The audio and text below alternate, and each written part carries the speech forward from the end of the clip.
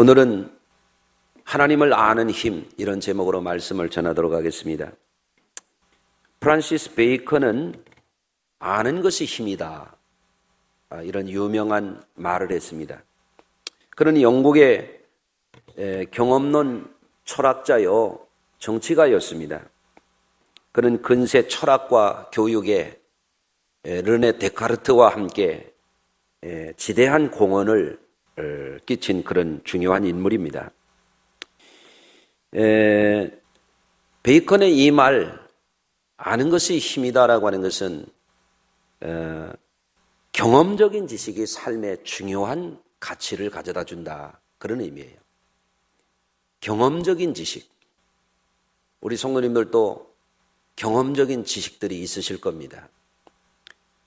사람이 경험을 통해서 어떤 지식을 축적하게 되면 그것이 직업이 되기도 하고, 경험적인 지식을 갖게 되면 그것이 전문성이 확보되는 것이 되기도 하고, 경험적인 지식을 잘 쌓으면 그것이 능력이 되기도 합니다.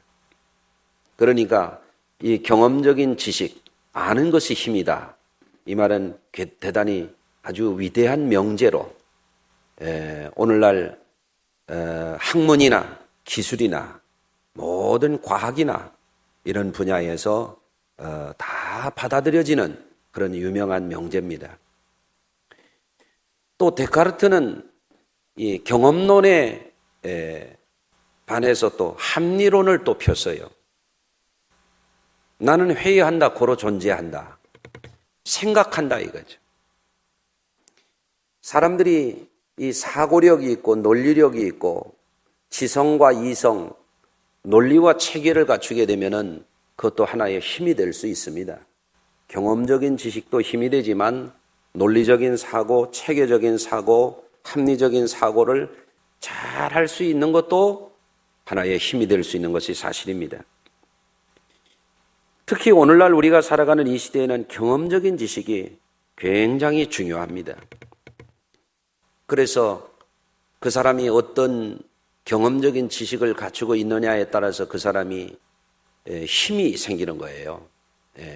경제적인 분야에서도 경험적인 지식을 잘 쌓은 사람은 경제활동을 더 잘할 수가 있고, 기술 분야, 과학 분야, 어느 분야에서도 마찬가지입니다. 그런데 우리가 안다라고 하는 것이 힘이 되는 것인데, 경험적인 지식, 합리적인 지식, 이런 것들은 일정 정도 한계가 또 명확한 것이 사실입니다. 아는 것이 결국에는 소용이 없는 때가 옵니다. 우리가 가지고 있는 어떤 논리력이나 사고력이 어떤 때는 이제 빛을 잃어버릴 때가 옵니다.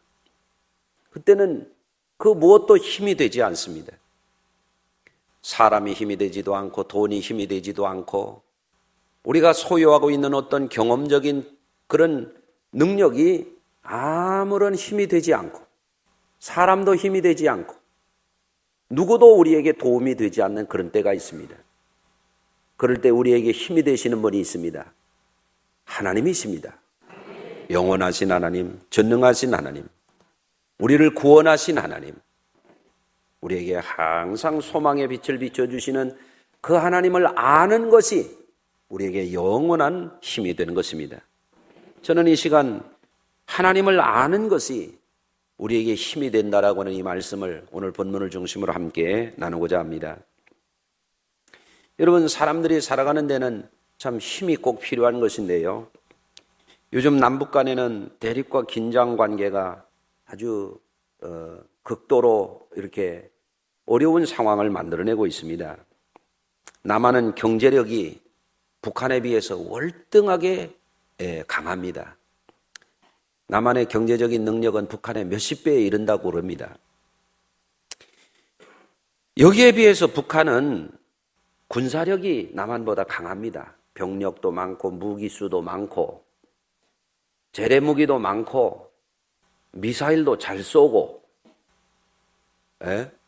또 장거리 미사일도 쏘고, 남한은 한미 이 방위조약에 따라서 일정한 거리 이상 미사일을 개발할 수가 없고 또 쏠 수도 없고, 우리는 핵무기도 없고 국제사회의 일원으로 정상적인 활동을 하기 위해서 핵 개발을 쉽게 할 수 없는 그런 입장입니다.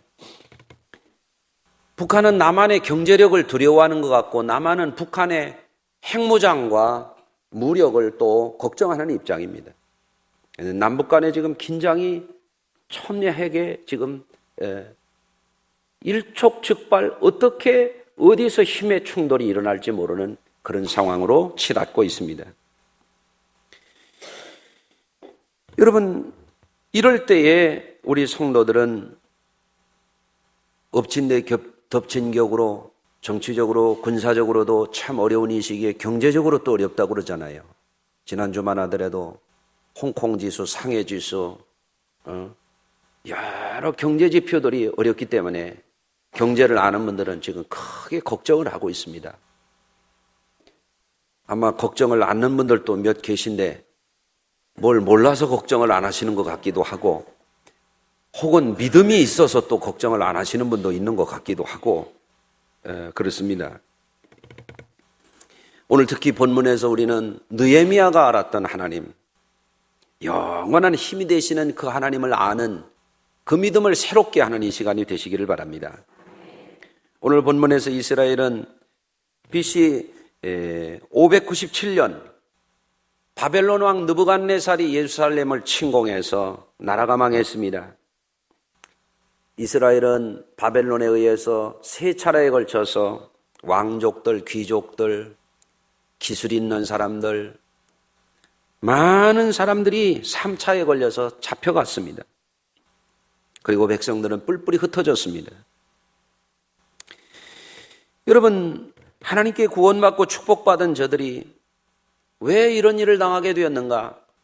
성경은 그들이 자신들의 힘을 믿고 하나님을 믿지 아니하고 잘못된 길로 갔기 때문에 하나님과의 언약을 깨고 불의를 저지르고 악을 행하고 범죄한 백성이 되었을 때 하나님이 그들을 역사적으로 심판해서 그런 일이 일어났다라고 하는 걸 보여줍니다. 여러분 생각해 보십시오. 이스라엘은 어떤 백성이었습니까? 아브라함을 통해서 택함받은 백성입니다. 아멘. 하나님이 특별히 택해 주셨어요. 얼마나 큰 은혜입니까? 그 놀라우신 하나님, 그 위대하신 하나님이 택해 주셨다 이거예요. 또 하나님은 모세를 통해서 애굽에서 430년 동안 노예살이하던 그들을 구원해 주신 백성이에요. 얼마나 놀라운 일입니까? 자신들이 무슨 독립투쟁을 해서 해방을 쟁취한 게 아니에요. 하나님의 전적인 능력으로, 하나님의 전적인 은혜로 구원받은 백성이에요. 또 이스라엘 백성들은 어떤 백성들입니까? 여호수아를 통해서 하나님께서 조상적부터 약속해 주셨던 가나안 땅을 축복의 기업으로 얻은 백성들이에요. 여러분, 노예살이하던 그들이에요. 떠돌이였던 그들이에요. 아무것도 없었던 그들이에요. 그런데 그들에게 하나님은 가나안 땅을 기업으로 주셨어요. 또 이스라엘은 어떤 백성들이었습니까? 다윗 왕을 통해서 강력한 통일 국가를 이루고 얼마나 힘 있는 그런 국가를, 왕국을 이루었던 그런 나라였습니다. 그런데 이런 이스라엘이 하나님 앞에 이제는 살만하니까, 이제는 힘이 좀 생기니까 나도 좀 힘이 있다 이렇게 생각했던 모양이에요. 그들은 점점 하나님을 멀리하기 시작했어요. 하나님의 말씀을 어기기 시작했어요. 이방 문화를 받아들이기 시작했어요.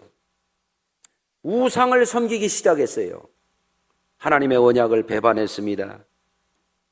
하나님은 그들에게 엄청난 복을 부어주셨는데 그들은 하나님을 배반하고 말았습니다. 예레미야 17장 5절에서 이렇게 말씀하고 있어요. 여호와께서 이같이 말씀하시니라. 무릇 사람을 믿으며 육신으로 그 힘을 삼고 마음이 여호와에게서 떠난 그 사람은 저주를 받을 것이라 그랬어요. 사람의 힘을 믿어, 사람을 의지해. 그래서 하나님에게서 그 마음이 떠나 결과가 뭐냐? 저주가 올 것이다. 이렇게 말하고 있는 것입니다. 그것이 바로 이스라엘의 현실이었습니다. 이스라엘은 나라가 망하고 수십 년간 바벨론과 바사에 의해서 종살이를 하고 있었습니다. 그러던 중에 하나님이 바사왕을 감동시켜서 그들은 바사왕 고레스에 의해서 고국으로 돌아오는 꿈 같은 현실이 오늘 본문 속에서 이루어지는 겁니다. 이는 하나님께서 예레미야를 통해서 미리 예언하신 것이 성취된 것이었지만 그야말로 이것은 이스라엘 백성들은 꿈도 꿀 수 없는 그런 엄청난 일이었습니다. 페르시아 제국은 얼마나 강력한 나라였는데 이스라엘 백성들이 자력으로는 포로된 자리에서 해방되고 돌아갈 수 없는 그런 형편이었습니다. 그런데 이 느헤미야가 고국에 대한 소식을 듣고 금식하고 얼굴이 수척하니까 왕이 어찌하여 그대 얼굴이 그러냐 묻는 거예요. 내가 들으니까 우리 조국에 예루살렘 성이 파괴되고 우리 동포들이 이런 어려움을 겪고 있다고 그럽니다. 왕이시여 자비를 베푸셔서 제가 돌아가서 성벽을 쌓고 다시 왕께 돌아올 수 있도록 윤호하여 주시옵소서. 칙령을 내려주셔서 주변에 있는 총독들로 하여금 예루살렘 성벽을 쌓을 수 있는 기술자들과 성문을 달 수 있는 자재들을 공급할 수 있도록 해 주십시오. 근데 왕이 그를 허락했습니다. 놀라운 일이 일어났습니다. 여러분, 그래서 느헤미야는 돌아와서 아무도 모르게 유다 백성들이 멸망당할 때 처참하게 무너졌던 성벽 돌더미에 올라가 보는 거예요. 캄캄한 밤에 풀이 우거져 있고 돌무더기 있는 그곳에, 인적도 없는 그곳에 기가 막힌 현실을 그는 돌아봤습니다. 그리고 백성들과 그 지도자들을 모아놓고 말했습니다. 우리가 당한 곤경을 너희도 보고 있는 바라. 예루살렘이 황폐하고 성문이 불탔으니 자, 예루살렘 성을 건축하여 다시는 수치를 당하지 말게 하자. 아멘. 그러면서 느헤미야가 이렇게 말합니다. 하나님의 선한 손이 나를 도우신 일과 왕이 내게 이런 말씀을 이러했다 하고 그 백성들에게 말을 하는 거예요. 그랬더니 백성들이 그 말을 듣고 힘을 내는 거예요. 그들이 이 말을 듣고 일어나서 건축하자 하고 모두 힘을 내어서 이제는 무너진 성벽을 쌓게 되는 겁니다. 그들이 예루살렘 성벽을 쌓는데 걸린 기간이 얼마인지 아십니까? 불과 52일 만에 무너진 예루살렘 성을 다 쌓아버리는 거예요. 이게 뭔지를 모르니까 가만히 계시는 모양인데, 여러분 요즘에도 성지순례 가면은요 예루살렘 성벽이 한 4km 정도 될까요? 한때는 12km, 13km가 됐던 거예요. 남한산성이 다 무너졌는데 그거를 52일 만에 돌덩이로 다 쌓았다고 생각을 해보란 말이에요. 이게 얼마나 기가 막힌 일인가. 그렇잖아요? 그야말로 이것은요 천천히 쌓는 게 아니야. 아주 목숨 걸고 쌓는 거예요. 왜 그랬을까요? 이스라엘이 다시 회복되는 것을 방해하는 적들이 있는 거예요. 왕의 마음이 이제 가서 쌓고 돌아와라 그랬지만 언제 왕의 마음이 변심될지 몰라. 그러니까 막 엄청나게 여기에 손에 피가 맺히도록 그들은 밤낮 없이 이걸 쌓아야 되는 거예요. 52일 만에 성을 다 쌓아버렸어요. 할렐루야. 그리고는 성문으로 물길는 샘으로 통과하는 수문 앞 광장에 모여서 그들이 요즘으로 말하면 부흥성회를 하는 거예요. 할렐루야. 그래서 학사겸 에스라가 일어나서 하나님의 율법책을 아침부터 정오까지 그를 낭독을 하는 겁니다. 근데 백성들이 어떻게 하는지 아십니까? 백성들이 하나님의 율법책을 낭독할 때 자리에서 다 일어났다 그랬어요. 왜 일어났어요? 하나님 앞에 경외심을 표현하는 거예요. 옛날에 어른들이 그랬었어요. 야, 어른이 오면은 일어나는 거야. 예배 시간에 아까 여러분 왜 일어났었어요? 어떤 분은 앞사람이 일어나서 안 모여서 일어났다고 그런 설이 있는데, 예배 시간에 왜 일어나느냐? 하나님 앞에 경외심을 표현하는 거예요. 아멘. 할렐루야. 율법책을 펴들자 다 일어나는. 왜? 하나님의 말씀이다. 하나님의 말씀. 율법책을 낭독하니까 백성이 다 울었다고 그랬어요. 다 울었어요. 여러분, 왜 울었을까요? 지난날의 이스라엘의 영광을 생각해 보니까 멸망당했던 이 뼈아픈 지난 70년의 이 바벨론 포로의 이 노예살이가 얼마나 서러운지 복받치는 거예요. 다 우는 거예요. 그 영광스러웠던 솔로몬의 성전이 서 있던 그 자리가 다 불타고 다 무너졌던 그거를 생각하니까 기가 막힌 거예요. 다윗의 영광에 찬란했던 그 다윗성의 왕궁이 다 불타고 없어진 걸 생각하니까 너무 가슴이 아픈 거예요.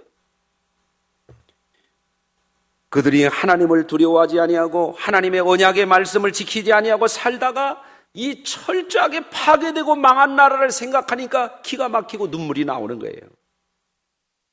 그들이 헛되이 자신들의 힘만 믿고 살다가 뼈아픈 후회를 하면서 지금 눈물을 흘리고 있는 것입니다. 저는 오늘날 우리나라의 모든 지도자들을 비롯해서 우리 그리스도인들이 지금 이때에 회개해야 될 때라고 믿습니다. 여러분, 우리나라가 어려워요. 정치가 어려워요. 군사적으로 어려워요. 경제적으로 굉장히 어려워요. 너무 어려움을 많이 겪다 보니까 지금 무감각해졌는지 몰라요. 정말 지금 국가가 어려운 시기입니다. 여러분, 미국이 언제까지 우리를 지켜줄 거라고 생각합니까? 미국이 당신들 나라에 이익이 될 때만 우리를 돕지, 북한이 워싱턴에 뉴욕에 핵미사일을 쏴대는데도 우리를 지켜줄 것 같아요? 착각하면 안 됩니다. 여러분, 이스라엘과 유다의 왕들도 그랬지만 그 나라의 지도자들도 그랬지만 이 지도자들이 이 나라를 잘 지켜갈 수 있을까요? 요번에 지난 주말에 20대 국회 총선 예비 후보자들 등록한 1228명 CBS 노컷 뉴스에서 이들의 이력을 조사했어요. 중앙선관위의 자료를 분석해서 보도했는데 1228명 가운데 무려 450명이 전과자예요. 나라의 법을 만들고 나라를 이끌어가겠다라고 하는 지도자들이 말입니다. 헌법기관인 국회의원이 되겠다고 나온 사람들의 얼마나 많은 수가 전과자들이더라 말이죠. 살인 미수범을 비롯해서 전과 10범도 나왔고 사기, 폭력, 횡령, 음란물 유포, 도박, 배임, 부정수표, 절도, 주거 침입 등 범죄 유형도 가지가지예요. 전과 6범 이상만 해도 15명이나 돼요. 여러분, 이런 사람들에게 이 나라를 맡길 수 있어요? 우리가 핵무기를 뭘로 막을 건가요? 우리가 미사일을 뭘로 막을 수 있나요? 그런데 많은 사람들이 지금 긴장감도 없습니다. 걱정도 안 합니다. 책임도 없습니다. 어떻게 해야 되죠? 시편 127편 1절에 보면 여호와께서 집을 세우지 아니하시면 세우는 자의 수고가 헛되며 여호와께서 성을 지키지 아니하시면 파수꾼의 깨어 있음이 헛되도다 그랬어요. 우리 성도님들은 알아야 됩니다. 우리나라를 하나님이 붙들어 주시고 지켜주시지 아니하시면 지켜줄 자가 없는 거예요. 여러분, 성도들은 고난을 당하고 어려움에 직면할 때에 특별히 우리 성도들은 하나님을 아는 지식을 가져야 돼요. 경험적인 지식, 논리적인 지식, 이것이 우리를 지켜주지 못할 때가 있어요. 호세아 6장 3절에 보면 우리가 여호와를 알자, 힘써 여호와를 알자. 그의 나타나시면 새벽볕같이 어김이 없나니 비와 같이 땅을 적시는 늦은 비와 같이 우리에게 임하시리라. 하나님이 우리를 지켜주셔야 되는 거예요. 그 하나님을 알아야 되는 거예요. 하나님이 이 역사를 붙들어 주셔야 돼요. 여러분, 그 누구도 하나님을 알지 못하던 포로기에 하나님께서는 기도하던 사람 느헤미야를 통하여 바사 왕의 마음을 감동시키셨습니다. 그들이 돌아와서 다시 성벽을 쌓으려 할 때에 그것은 결코 쉬운 일이 아니었습니다. 강 건너 서편의 총독 산발랏과 도비아와 같은 간신배들이 온갖 회방과 음모와 조롱을 일삼았습니다. 포로에서 들어와 그들은 조롱하는 적들에게 둘러싸여서 오직 하나님의 도움을 의지해서 그들은 스스로 일어나야만 했습니다. 우리가 어려울 때, 어떤 일을 할 때에 국가적인 어려움을 당하거나 개인적인 어려움을 당할 때 우리의 참 도움이 누구인가? 우리는 그거를 깊이 생각할 수 있어야 돼요. 이번 북한에서 핵실험하고 나서 박근혜 대통령이 중국 주석에게 전화를 하는데요, 한 달이 걸렸답니다. 한 달. 박근혜 대통령을 초대에다가 천안문 누각에 세워놓고 열병식 할 때는 뭐나 줄 것처럼 그러더니 급한 전화하니까 한 달 동안도 전화를 안 받는 거예요. 여러분, 또 기가 막힌 일들이 일어나는 거예요. 중국에서 그러면 전화 통화하자 그러더니 밤 12시에 통화한다는 거예요. 대통령이 밤 12시까지 중국 주석 전화 기다리라는 얘기예요. 우리 대통령이 그 시간에 받을 수가 없다 그러니까 그럼 내일 밤 9시에 또 하자. 여러분, 중국 주석이 우리를 도울까요? 서로 이해관계를 주고받는 것뿐이에요. 착각하면 안 돼요. 중국이 우리를 왜 돕습니까? 여러분, 우리가 알아야 됩니다. 국가든 개인이든 가장 어려울 때 아무도 우리를 도울 수 없는 그 때에 우리에게 도움이 되는 분은 단 한 분, 하나님뿐인 거예요. 하나님을 아는 것이 왜 힘이 됩니까? 하나님을 아는 것이 가장 총명한 일이기 때문이에요. 잠언 9장 10절에 보니까 여호와를 경외하는 것이 지혜의 근본이요 거룩한 자를 아는 것이 명철이니라 그랬어요. 왜 그런지 아십니까? 경험론적인 지식이 힘이 될 때도 있고 합리론적인 논리력이 힘이 될 때도 있지만 그런 것이 무용지물일 때가 있어요. 핵폭탄 앞에서 경험론적인 지식이 무슨 힘이 됩니까? 핵폭탄 앞에서 합리론적인 논리력이 무슨 힘이 됩니까? 무용지물입니다. 도움이 안 되는 거예요. 여러분, 무엇이 우리가 참으로 알아야 될 참된 진리인지, 우리가 무엇이 힘이 되는 지식인지 여러분 오늘 이 시간 밝히 구별하시기를 바랍니다. 질문하기를 좋아하는 한 총명한 어린아이가 있었습니다. 공자를 찾아갔어요. 이 어린아이가 공자님에게 찾아가가지고 질문을 하는 거예요. 공자님은 무엇이든지 다 아신다면서요? 공자가 빙그레 웃으면서 아이에게 그래, 무엇이 알고 싶은 것이냐 하고 물었습니다. 공자님, 저 하늘의 별들이 몇 개인지 아시나요? 야, 그렇게 멀리인 것을 나라고 어찌 다 알 수 있겠느냐? 그래요, 공자님, 그러면 가까운 거 제가 질문을 드려도 되겠어요? 그래, 무엇이냐? 공자님 눈썹에 털이 몇 개인지 아세요?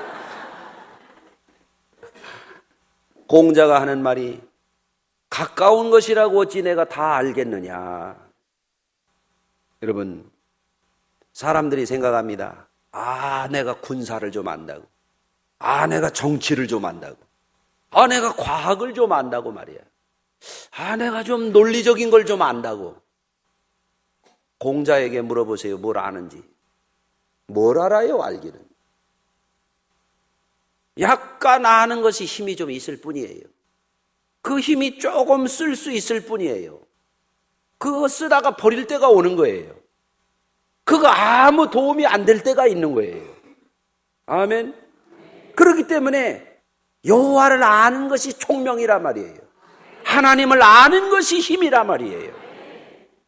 여러분, 많은 사람들이 자신이 뭘 좀 안다고 생각해요. 지난주에도 말씀을 드렸습니다만 자기가 하나님을 좀 뭘 좀 안다고 생각해요. 거기서 신앙이 타락하는 거예요. 아, 자기가 성령을 좀 뭐 안다고. 아, 자기가 예수를 좀 뭐 안다고. 아, 내가 교회에 대해서 뭘 좀 안다고. 그 사람이 그때부터 타락하는 거예요. 이스라엘이 하나님을 잘 믿는다고 생각했어요. 이스라엘이 자신들만 하나님을 잘 믿는다고 생각했어요. 그때부터 타락하는 거예요. 그렇기 때문에 뭘 아는 사람은 겸손한 것입니다. 야, 내가 멀다고 뭘 알겠느냐? 가깝다고 내가 뭘 다 알 수 있겠느냐? 공자도 그렇게 말했단 말이에요. 여러분, 그러니까 호세아가 우리가 여호와를 알자, 힘써 여호와를 알자 그런 거예요. 하나님을 언제까지 힘써서 알아야 됩니까? 주님 앞에 그 서는 그날까지 하나님을 계속 알아가야 되는 거예요. 할렐루야. 사람들은 자신이 좀 뭘 알고 자기가 무슨 좀 힘이 좀 있다고 생각하면 착각하는 거예요. 내가 뭐를 좀 할 수 있는 것처럼. 그렇지 않습니다. 교회 다니는 성도들이 착각하기 쉬워요. 아, 내가 하나님을 좀 뭐 좀 안다고 말이에요. 알긴 알죠. 뭘로 압니까? 머리로 아는 겁니다. 머리로. 성경은 머리로 아는 것을 안다고 하질 않아요. 히브리에서 하나님을 안다라고 할 때 야다, 또 신약 성경에서 게네센, 이런 그노시스, 이런 말은 뭐냐면 영적으로 하나님을 깊이 안다라고 하는 의미예요. 머리로 지식적으로 아는 게 아니란 말이죠. 여러분, 사무엘상 2장 12절에 보면 엘리의 아들들은 행실이 나빠 여호와를 알지 못하더라 그랬습니다. 한번 생각해 보십시오. 엘리가 누굽니까? 당대의 사사요, 선지자요, 제사장이었습니다. 제사장의 아들은 그 당시에는 제사장이 되는 거예요. 제사장이 하나님을 모른다고요? 엘리의 아들들이 제사장인데 하나님을 모른단 말입니까? 그런데 성경은 뭐라고 말씀합니까? 엘리의 아들들은 행실이 나빠 여호와를 알지 못하더라. 제사장인데 하나님을 모른다 이거예요. 오늘날도 마찬가지예요. 목사라고 하나님을 아는 게 아니에요. 목사도 잘못된 목사들이 나오지 않습니까? 왜 그렇습니까? 하나님을 머리로는 알되 행실로 알지 못하는 거예요. 그건 아는 게 아닙니다. 여러분, 그래서 여호와 하나님을 아는 것이 힘이고 여호와 하나님을 기뻐하는 것이 힘이라고 하는 이 느헤미야의 말은 그냥 이론적으로 하는 말이 아니에요. 머리에서 하는 말이 아닙니다. 그것은 뼈아픈 체험을 통해서 깨달은 말입니다.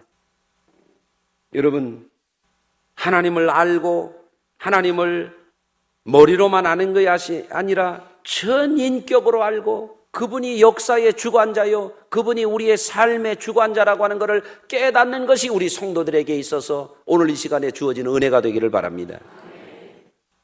여러분, 사람이라고 하는 것이 어려움에 봉착할 때가 있습니다. 부모님이 도움이 될 때도 있지만 부모님이 아무 도움이 되지 않을 때가 있는 겁니다. 배우자가 도움이 될 때가 있지만 도움이 전혀 되지 않을 때도 있는 것입니다. 자식이 도움이 될 때가 있지만 자식이 있어도 전혀 도움이 될 수 없는 때가 있는 겁니다. 친구, 형제 다 마찬가지입니다. 여러분, 사람이라고 하는 것은 지식이 힘이 되는 영역도 있지만 경험이 힘이 되는 영역도 있지만 아는 사람이 힘이 될 때도 있지만 전혀 도움이 되지 않을 때도 있는 거예요. 그때 우리에게 도움이 되는 분은 단 한 분, 오직 하나님이십니다. 여러분, 중병이 생겨서 수술실로 들어갈 때 누가 도움이 되겠어요? 도움이 안 되는 거예요. 누구도 도움이 되질 않는 거예요. 세상을 마지막 떠나갈 때에 뭐가 도움이 되겠어요? 예금 통장이 도움이 되겠어요? 학위가 여러 개인 게 그게 도움이 되겠어요? 하나님을 아는 지식만이 우리의 힘이 되는 겁니다. 우리의 도움이 되는 것입니다. 그렇기 때문에 신앙생활이라고 하는 것은 우리를 복되게 하는 것입니다. 신앙생활이라고 하는 진정으로 우리에게 힘이 되는 것입니다. 이 나라의 진정한 힘도 하나님이 되시는 거예요. 미국이 우리의 힘이 아니에요. 중국이 우리의 힘이 아닙니다. 핵무기를 뭘로 막을 거예요? 미사일을 뭘로 막을 겁니까? 여러분, 느헤미야는 그런데 하나님을 알았습니다. 형제들 가운데 하난이라고 하는 그의 형제가 두 사람을 데리고 이제는 느헤미야에게 와서 말했습니다. 유다 예루살렘의 형편을 물으니까 환난을 당하고 능욕을 받으며 예루살렘 성은 허물어지고 성문들은 불탔다, 이렇게 얘기합니다. 이 이야기를 듣고 느헤미야가 앉아서 울며 금식하며 하늘의 하나님 앞에 기도를 했어요. 주를 사랑하고 주의 계명을 지키는 자에게 언약을 지키시며 긍휼을 베푸시는 주여 하고 그가 아는 하나님 앞에 긍휼과 자비를 빌면서 기도한 거예요. 금식하며 기도하는 거예요. 그런데 왕이 이 느헤미야를 보더니 너 얼굴이 왜 그렇게 수척하게 됐느냐? 예, 우리 동포가 이렇게 순환과 수치와 욕을 당하고 있다 그럽니다. 우리 고향에 성곽이 파괴되고 불탔다고 그럽니다. 제가 가서 그거 좀 고치고 쌓고 오면 안 될까요? 그래, 다녀와라. 이렇게 해서 포로에서 돌아오게 되는 거예요. 누구를 통해서? 하나님을 아는 사람을 통해서. 모두가 하나님을 몰랐어요. 머리로는 알 줄 몰랐어요. 그러나 느헤미야는 기도를 들으시는 그 하나님을 알았어요. 어려울 때 도움이 되는 그분을 알았어요. 아무도 도움이 되지 않을 때 진정한 도움을 주시는 그분을 알았어요. 여호와를 기뻐하는 것이 힘이니라. 그가 성문 앞에서 52일 만에 성곽을 다 쌓아놓고 백성들 앞에서 하는 말이에요. 오늘은 성일이니 기뻐하라. 음식이 없는 것은 서로 나눠줘라. 예? 노예들은 풀어줘라. 고리대금업자들은 빚을 탕감해줘라. 오늘은 성일이다. 아멘. 여호와를 기뻐하는 것이 너의 힘이니라. 할렐루야. 힘들고 어려운 시기에 여러분 불안해하지 마시고 걱정하지 마시고 하나님을 굳세게 의지하십시오. 여러분은 능히 이길 것입니다. 이 날을 하나님이 붙드실 줄로 믿습니다. 역대하 26장 5절에 보면 하나님의 묵시를 밝히 아는 스가랴가 사는 날에 하나님을 찾았고 그가 여호와를 찾는 동안에는 하나님이 형통하게 하셨더라 그랬습니다. 스가랴가 하나님을 알았어요. 하나님의 묵시를 알았어요. 하나님의 말씀을 알았어요. 그래서 스가랴가 하나님을 찾았어요. 그래서 스가랴가 사는 날 동안에 하나님이 그를 형통하게 하셨더라. 하나님을 진심으로 아는 백성들이 이 땅에서 하나님을 찾을 때에 하나님이 이 땅을 지켜주시고 우리 성도들을 형통하게 하실 줄로 믿습니다. 어떤 어려움 앞에서 약해지지 마시고 두려워하지 마시고 놀라지도 마시고 하나님을 기뻐하며 하나님을 알 때, 하나님을 찾을 때 그분이 우리를 도우실 줄로 믿습니다. 기도하겠습니다. 하나님, 세상이 소란하고 정치가 무력하고 지도자들을 믿을 수 없을 이때에 우리를 도와주는 자가 없고 나라가 어렵고 경제가 어렵고 백성들의 삶이 고달픈 이때에 우리가 하나님을 알기를 원합니다. 느헤미야가 알았던 그 하나님을 우리가 알게 하시고 그 하나님을 기뻐하는 가운데 세상을 이기게 하시고 환난을 이기게 하시고 우리를 구원과 생명과 영원한 승리의 길로 인도하시는 우리 주님을 의지하며 날마다 일마다 때마다 승리하는 우리 성도들이 되게 하여 주옵소서. 현실의 어려움 앞에서 사람들은 육신의 힘을 의지하고 자신의 머리를 의지하고 주변 사람을 의지려 하려고 하지만 하나님의 진정 하나님을 아는 자들은 하나님을 의지하는 줄로 믿사오니 느헤미야와 같이 하나님을 찾게 하시고 그 하나님을 의지하는 가운데 세상을 이기게 하시고 어려운 시기를 뛰어넘는 우리 성도들 되게 하여 주시옵소서. 예수님의 이름으로 기도드리옵나이다. 아멘.